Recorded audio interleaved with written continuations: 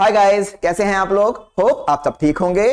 हमारा आज का टॉपिक है लीनियर सर्च। तो आज के वीडियो में हम ये समझने वाले हैं कि लीनियर सर्च क्या होता है और हम लीनियर सर्च का प्रोग्राम कैसे बनाते हैं।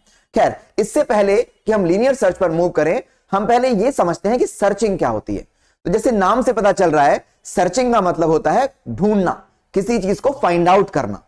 फॉर एग्जाम्पल, अगर मान लीजिए मेरे पास कुछ लिस्ट ऑफ एलिमेंट है, कुछ लिस्ट ऑफ नंबर्स हैं, और उस लिस्ट के अंदर अगर मैं किसी पर्टिकुलर नंबर को ढूंढना चाहता हूं और अगर ढूंढने पर मुझे वो नंबर उस लिस्ट में मिल जाता है तो मैं कहता हूं, एक मैसेज प्रिंट कराता हूं, सर्च सक्सेसफुल।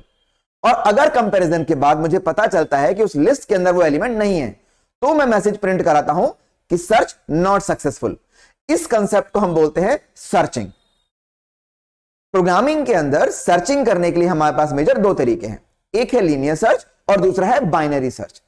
आज के वीडियो में हम डिस्कस करने वाले हैं लीनियर सर्च। तो लीनियर सर्च क्या होती है, जैसे नाम से ही पता चल रहा है, लीनियर का मतलब होता है सिक्वेंशियल, यानी जब आप एक पैटर्न फॉलो करते हैं और पहले एलिमेंट से स्टार्ट करते हुए वन बाय वन बिना किसी एलिमेंट को स्किप करे हुए हम लिस्ट के सारे एलिमेंट को कंपेयर करते हैं सर्चिंग एलिमेंट के साथ, तो इस पैटर्न को लीनियर सर्च कहते हैं। फॉर एग्जाम्पल, जैसे मेरे पास ये 5 एलिमेंट की एक लिस्ट है और अगर इस लिस्ट के अंदर मैं एक नंबर, फॉर एग्जाम्पल मैं 50 सर्च करना चाहता हूं, तो मैं लीनियर सर्च के थ्रू ये कैसे करूंगा, मैं 50 को सबसे पहले इस लिस्ट के पहले नंबर के साथ कंपेयर करूंगा और इस लिस्ट के अंदर जो पहला नंबर है वो 20 है, तो 50 और 20 बराबर नहीं है, यानी कि मैं जिस एलिमेंट को ढूंढ रहा हूं वो मुझे नहीं मिला। तो मैं क्या करूंगा, इस एलिमेंट को स्किप करूंगा और नेक्स्ट एलिमेंट पर मूव कर जाऊंगा। तो अब मैं 50 को कंपेयर करूंगा 40 के साथ, 50 और 40 भी बराबर नहीं है, तो सर्च मेरी फिर सक्सेसफुल नहीं हुई, तो मैं फिर से नेक्स्ट एलिमेंट पर मूव कर जाऊंगा और मैं ये कंपैरिजन तब तक करता रहूंगा जब तक मुझे वो एलिमेंट ना मिल जाए जो मैं ढूंढ रहा हूं, या जब तक मेरी लिस्ट खत्म ना हो जाए। अगर मैं जिस एलिमेंट को ढूंढ रहा हूं वो मुझे मिल जाता है, जैसे कि इस एग्जांपल में 50 मुझे यहां पर मिल जाता है, 4th पोजीशन पर मिल जाता है, तो इस केस में मैं एक मैसेज शो कराऊंगा लिस्ट के अंदर से सर्च सक्सेसफुल। लेकिन अगर मान लीजिए मैं 50 की जगह यहां पर मैं 70 ढूंढ रहा होता, तो इस लिस्ट के अंदर 70 नहीं है, तो मैं फिर से सेम पैटर्न फॉलो करता, 70 को पहले एलिमेंट, दूसरे, तीसरे and up to last element तक कंपेयर करता और एट द एंड मेरी लिस्ट फिनिश हो जाती, खत्म हो जाती, और मैं जो एलिमेंट ढूंढ रहा था वो एलिमेंट मुझे लिस्ट के अंदर नहीं मिलता, तो फिर मैं मैसेज शो कराता लिस्ट के अंदर से कि सर्च नॉट सक्सेसफुल, यानी कि एलिमेंट मिल जाने पर मैं प्रिंट कराऊंगा सर्च सक्सेसफुल और एलिमेंट ना मिलने पर मैं प्रिंट कराऊंगा सर्च नॉट सक्सेसफुल। और पैटर्न फॉलो करूंगा, पहले एलिमेंट से लेकर के लास्ट एलिमेंट तक जाऊंगा बिना किसी एलिमेंट को स्किप करे हुए। ये जो मेथड होता है सर्चिंग का, इसको हम बोलते हैं लीनियर सर्चिंग। तो आइए सबसे पहले समझते हैं कि इस लीनियर सर्चिंग के प्रोग्राम को हम कैसे बनाते हैं।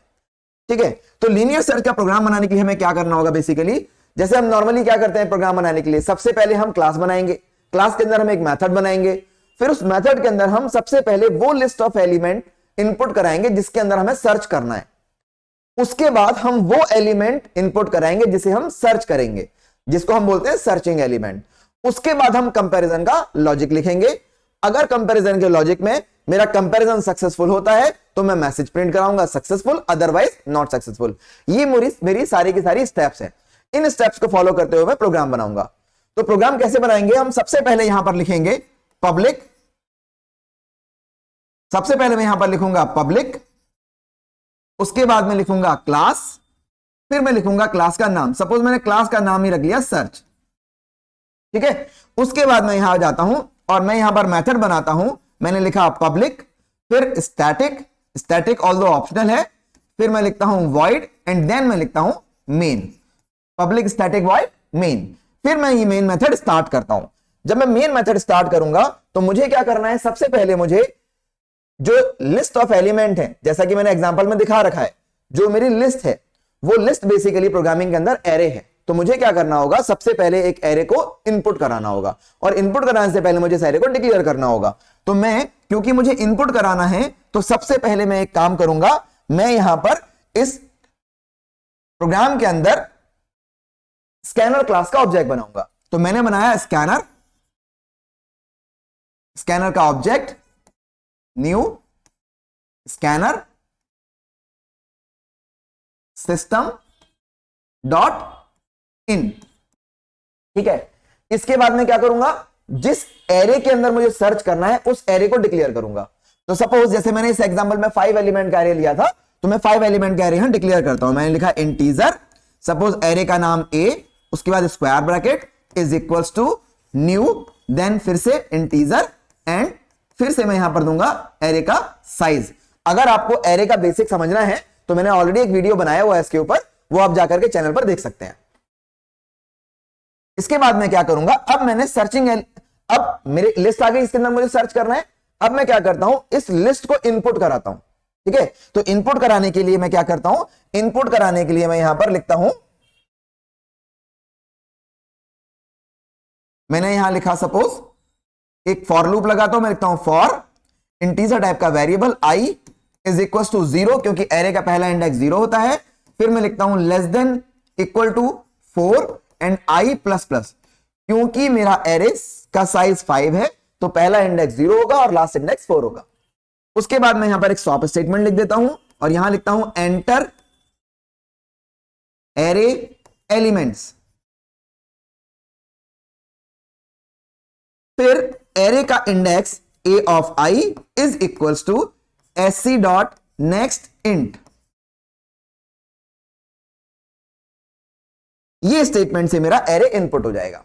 एरे के मेरे सारे एलिमेंट आ गए मेरे पास। मैं इस प्रोग्राम को रन करूंगा, कंप्यूटर मुझसे एक एक करके 5 वैल्यूज मांगेगा, जो कि a of 0, a of 1, a of 2, a of 3 पर जाकर के स्टोर हो जाएंगी।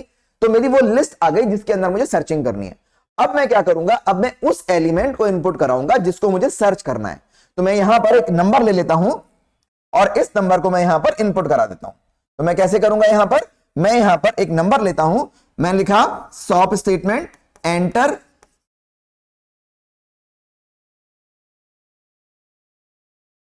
Searching element.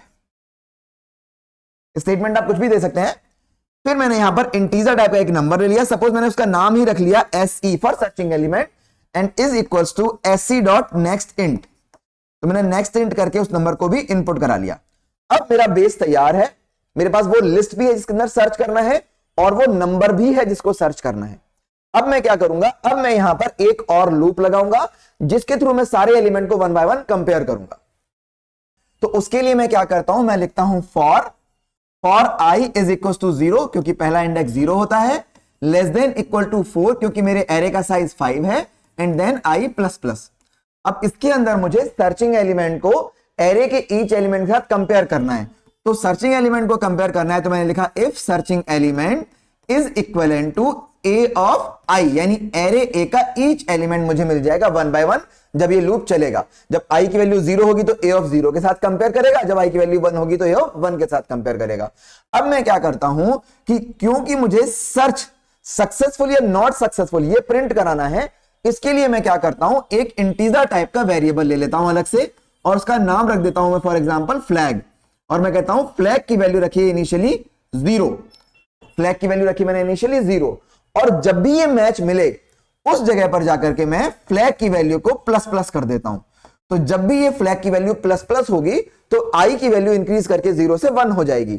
और ये 0 से 1 कब होगी, जब ये कंडीशन सेटिस्फाई होगी, यानी कंडीशन ट्रू होगी। और ये कंडीशन ट्रू कब होगी, जब सर्चिंग एलिमेंट एरे ए के किसी इंडेक्स वाले एलिमेंट के साथ मैच कर जाएगा। यानी एलिमेंट मुझे जब भी मिलेगा वो मुझे ith इंडेक्स पर मिलेगा।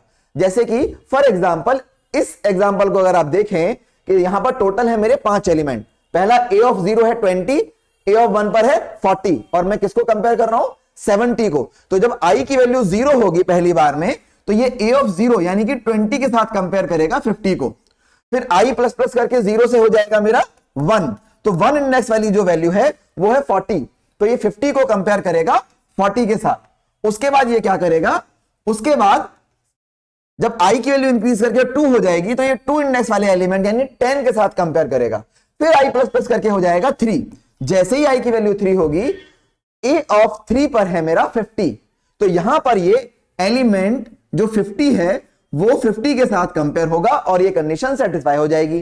कंडीशन सेटिस्फाई होते ही ये स्टेटमेंट ब्लॉक के अंदर जाएगा और फ्लैग की वैल्यू को प्लस प्लस कर देगा और ये इंक्रीज कर देगा। इंक्रीज करके जो मेरी वैल्यू है वो 0 से 1 हो जाएगी। लेकिन अगर मान लीजिए मैं सर्च 50 की जगह 70 कर रहा होता तो 70 तो यहां कहीं है ही नहीं, तो 70 a of 0, a of 1, a of 2 से लेकर के a ऑफ 4 तक सबके साथ कंपेयर होता, लेकिन ये कंडीशन सेटिस्फाई नहीं होती, तो ये जो मेरा फ्लैग है ये प्लस प्लस ही नहीं करता, यानी कि फ्लैग की जो वैल्यू 0 थी वो लूप के खत्म होने के बाद भी 0 की 0 ही बनी रहती है ना। तो यानी कि हम ये कंक्लूड कर सकते हैं कि जो मेरा फ्लैग वेरिएबल है उसकी वैल्यू अगर लूप के खत्म होने के बाद 0 की 0 बनी रहती है, यानी कि सर्च सक्सेसफुल नहीं हुई। लेकिन अगर फ्लैग वेरिएबल की वैल्यू इंक्रीज करके 0 से 1 हो जाती है, इसका मतलब यह है कि मेरी सर्च सक्सेसफुल हो गई। और वो एलिमेंट कहां पर मिला मुझे? ith इंडेक्स पर मिला। तो मैं ith इंडेक्स की वैल्यू भी प्रिंट करा सकता हूं। तो मैं ये कहता हूं जैसे ही मुझे एलिमेंट मिल जाए, मिलते ही मैं इस लूप को यहां से ब्रेक कर देता हूं, और ब्रेक करने के बाद जब ये मेरा लूप खत्म होगा यहां पर, तो इस लूप के खत्म होने के बाद यहां पर मैं एक कंडीशन लगाता हूं और चेक करता हूं कि मेरा जो फ्लैग वेरिएबल है वो लूप के शुरू होने से पहले 0 था, लेकिन अगर लूप के खत्म होने के बाद भी इस फ्लैग वेरिएबल की वैल्यू अगर 1 हो जाती है, तो मैं यहां पर प्रिंट करा दूंगा। मैं लिखूंगा सॉप स्टेटमेंट में, प्रिंट स्टेटमेंट में मैं बोलूंगा सर्च सक्सेसफुल, और मैं बोल दूंगा एलिमेंट फाउंड, है ना। सर्च भी मेरी सक्सेसफुल हो गई और एलिमेंट मुझे मिल भी गया। अब अगर मैं ये भी बताना चाहता हूं कि किस इंडेक्स पर मिला, तो किस इंडेक्स पर मिला? ith इंडेक्स पर। इस एग्जांपल में कहां मिला? 3 इंडेक्स पर, और 3 किसकी वैल्यू है? i की। तो मैं यहां पर प्रिंट कराऊंगा सॉप एट इंडेक्स। किस इंडेक्स पर? इंडेक्स की वैल्यू है मेरी i, है ना। और अगर मैं पोजीशन भी प्रिंट कराना चाहता हूं, तो मैं यहां पर प्रिंट करा देता हूं and position. Position equal to कौन सी वैल्यू होगी? अब i की वैल्यू अगर 3 है, 3 का है, 3 है इंडेक्स, अगर इंडेक्स 3 है तो पोजीशन कौन सी है? वो 4th। जैसे कि 0 इंडेक्स पोजीशन 1, 1 इंडेक्स पोजीशन 2, तो 3 इंडेक्स यानी कि पोजीशन 4। तो मुझे यहां पर प्रिंट कराना होगा i+1। ठीक।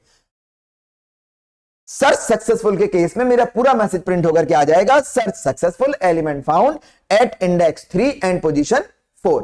लेकिन अगर ये कंडीशन सेटिस्फाई नहीं हुई, यानी कि x की वैल्यू, फ्लैग की वैल्यू प्लस प्लस ही नहीं करी और फ्लैग की वैल्यू 0 की 0 रह गई, तो ये कंडीशन फॉल्स हो जाएगी।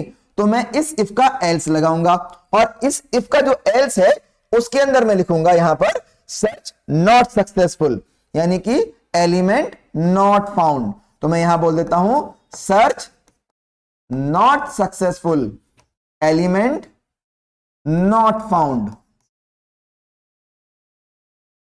बस इतना सा प्रोग्राम है, उसके बाद मेरा मेन मेथड खत्म हो जाएगा और सबसे आखिरी में मेरी क्लास खत्म हो जाएगी।